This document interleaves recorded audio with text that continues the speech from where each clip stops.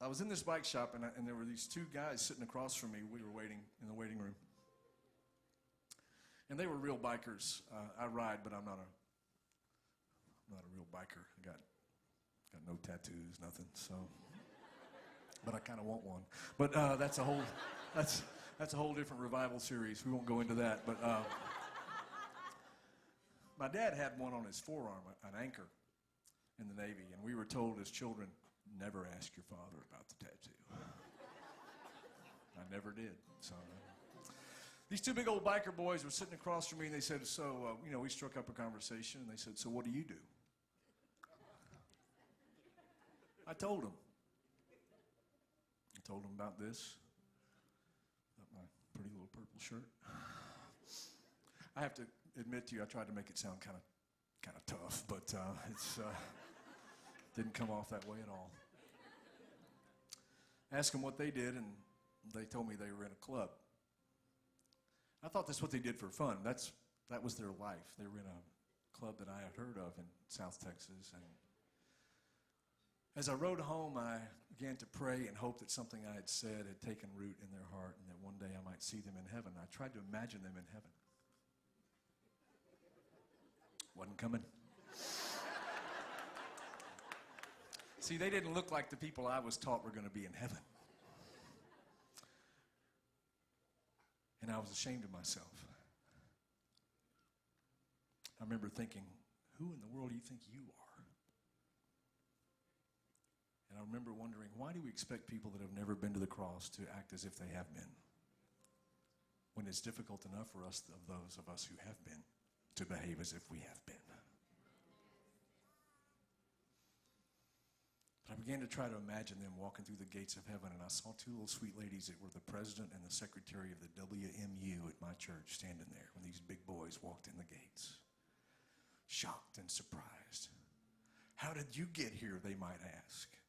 And these big old boys would say, ladies, I got here just like you got here.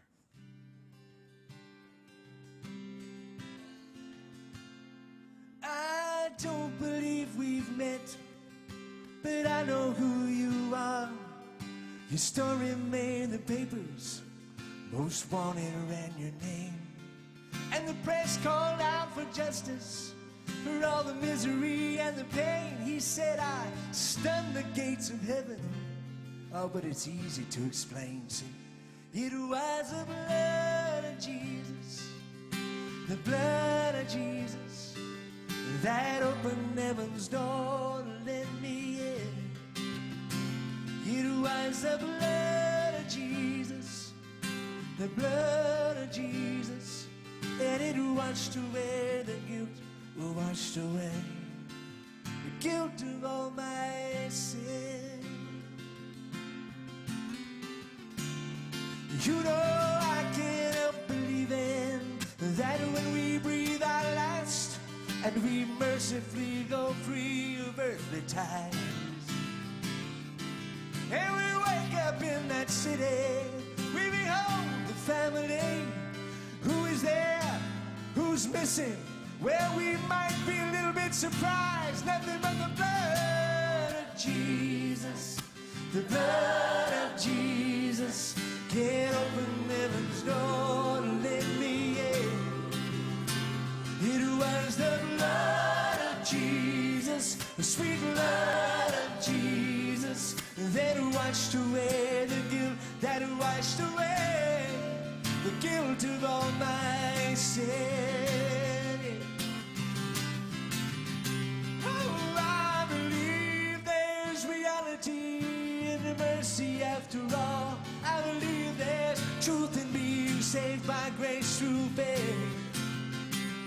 I believe when I'm called to give an answer on that day, I'll be sure my debt is paid. I will fall on my knees, I will say it was the blood of Jesus, the blood of Jesus, that opened heaven's door to let me in.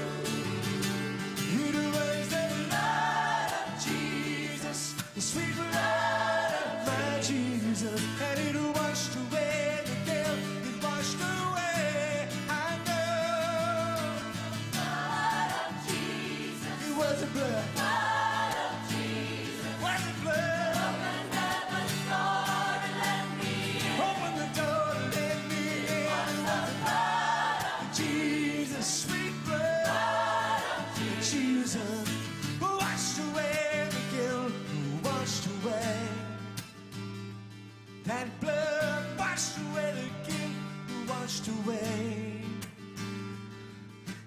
wash away the guilt, it washed away. Somebody tell me. What can wash away my sins? Tell me. What can wash away my sins? Tell me, tell me, tell me. What can wash away my sins? What can wash away my Ooh, sin? what can wash away my sins? Nothing, no, nothing but the blood. What can wash away my sins? Nothing but the blood. What can wash away my sins? Nothing but the blood of Jesus. Wash away my sins. Jesus, Jesus, Jesus, Wash away my sins. nothing but the blood. What can wash away my sin? God bless you. Thank you.